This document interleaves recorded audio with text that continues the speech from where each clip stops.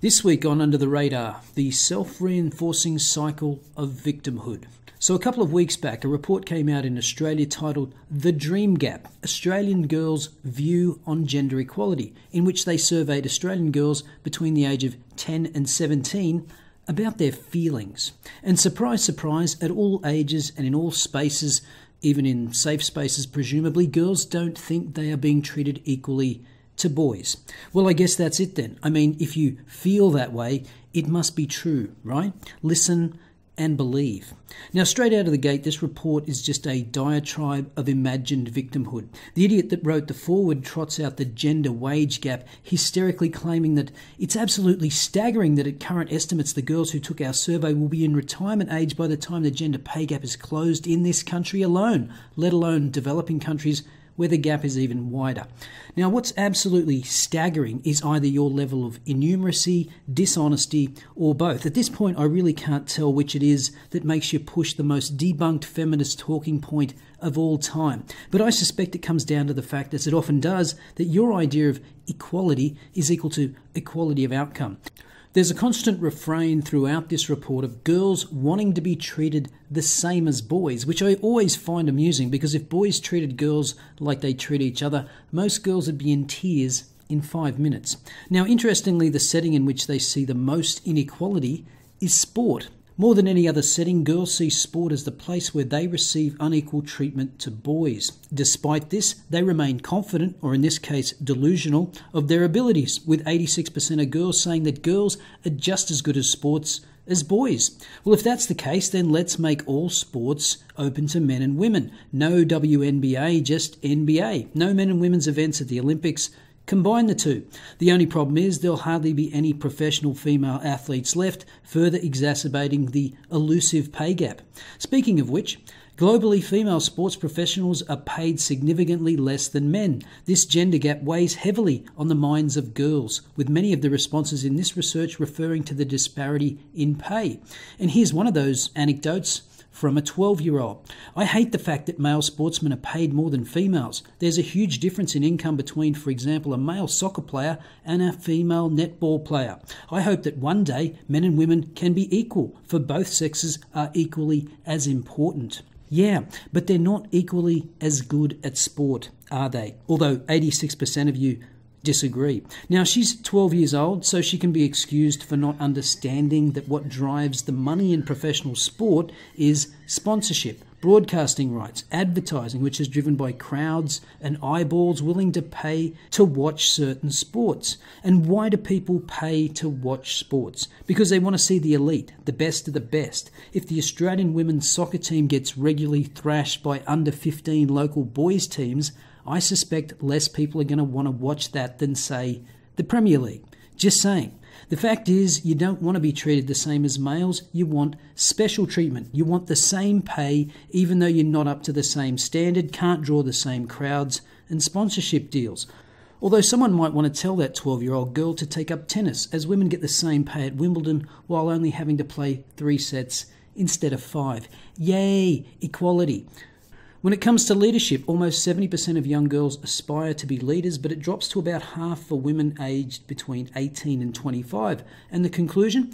It's extremely worrying that girls are so rapidly losing their aspirations to leadership, and this correlates with their perceptions of a loss of opportunities for them to lead. By the time girls reach early adulthood, only 57% feel empowered to lead, compared to 75% of the younger group. How about you empower yourself? If you want to be a leader, work hard and become one. Who has to empower you? You guessed it, boys have an important role to play. Considering 78% of girls aged 15 to 17 think it would be easier for girls to be leaders if they had more support from boys to get ahead. Yeah, if boys would take themselves out of the competition, that would be easier for us. Well, again, if girls think it, it must be true, right? Now, since girls are doing better across the board at school and going to university in greater numbers, when are they going to start empowering boys to do better at their academic work? I won't hold my breath. Could it be that after some experience in the workplace, some women decide, as some men do, that once they see what leadership involves, they may not want it? They might just want the quiet life. What if you just want to be a psychologist that helps people? Why do I have to be a leader? Could it be that some women want to prioritise family over leadership? I don't know the answers, but it would be interesting if you even asked the questions. Now, what are the proposed solutions to make girls feel equal? Remove gendered school uniforms because gender stereotypes, blah, blah, blah, everything is socialised and biology doesn't exist. Ban sexist advertising in the media. I'm sure that'll include all the ads where the impeccable, brilliant woman has to make up for the shortcomings of her inept male partner. Fight the non-existent workplace gender gap, which includes paying women more to perform childcare because equality of outcome activists are essentially the same as communists. Also, gender quotas, because girls just want to be treated the same as boys by being given jobs because they have vaginas. Now, this idea of female victimhood is a subject of Joanna Williams' new book, Women vs. Feminism, Why We All Need Liberating from the Gender Wars, which I haven't read yet, but I will put on the ever-growing list of books that I haven't got round to. You may have seen her on the Rubin Report, and I included her in a previous video about rape culture. Second thing that makes me quite angry, I've heard an awful lot about all women on the panel this morning. So all women feel pressured to respond to male entitlement. All women live on a rape schedule.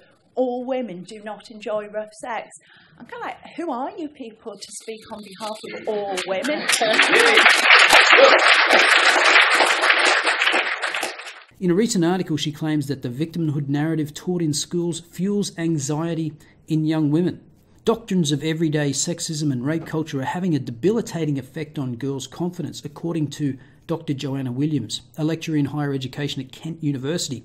I do think that there is one particular feminist narrative that seems to dominate in education, but it is increasingly out of touch with reality. Girls are doing so much better at school than boys, and yet we are having people like the Everyday Sexism Project coming into schools, sends a message of, just you wait, there are real difficulties ahead. She said that if girls are instilled with a mindset of victimhood at a young age, it can set them back later in life. When women go out into the world of work and experience obstacles rather than persevering, they think, oh, these are the insurmountable barriers I was told about. Dr. Williams said that the narrative continues at university where students are told that there is a rape culture or some kind of epidemic of sexual assault on campus. It is very difficult for women to present themselves as powerful, strong and capable if they think they need to be wary and anxious, she said. So if someone pays you a compliment, you are told that it is outrageous. You are told it's not a joke. It is a sexual attack. It is everyday sexism or a microaggression. When you teach girls they are victims, they believe it. But this is not in keeping with reality, and it can become quite debilitating. She argues that the better women's lives become, the harder it seems that a new generation of feminists must try to justify their purpose through uncovering ever more obscure problems. Well, of course they are, because otherwise they'd lose their purpose for existing.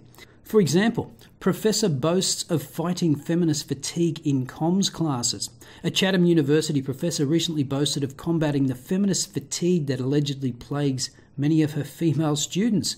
Communications professor Catherine Kruger recently published an article on employing a feminist pedagogy teaching technique in her classes, describing it as a necessary response to students waning attention to feminist concerns. Many of her students, Kruger has noticed, seem to be experiencing a kind of feminist fatigue and are wary to admit that they could even suffer at the hands or be the instrument of imperialist, white supremacist, capitalist patriarchy. Yeah, it's funny how reality leads people to the conclusion that they're not actually oppressed. This can be problematic for students, she worries, because without a strong understanding of feminism, students may be less inclined to engage in advocacy efforts and less likely to feel that they could have an impact on society.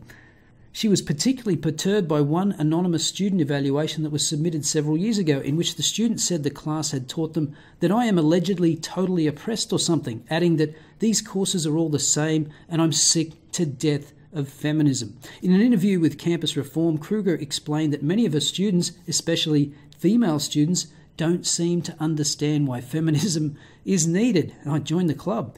Many of the students disagree with the basic tenets of feminism, she told Campus Reform. There is a fatigue as well. For some students, the feeling is that we don't need feminism anymore because we're better now. Well, that student should get an A+. So I think this should be interpreted as a good sign. If female students are saying they don't need it and it's not relevant, Isn't it interesting, though, that feminists are very happy to listen and believe young girls when what they feel supports the victim narrative, but need re-education when they don't? So, are you doing your part to help empower women? If not, cleanse your toxic masculinity in the comments below. I'll see you next time.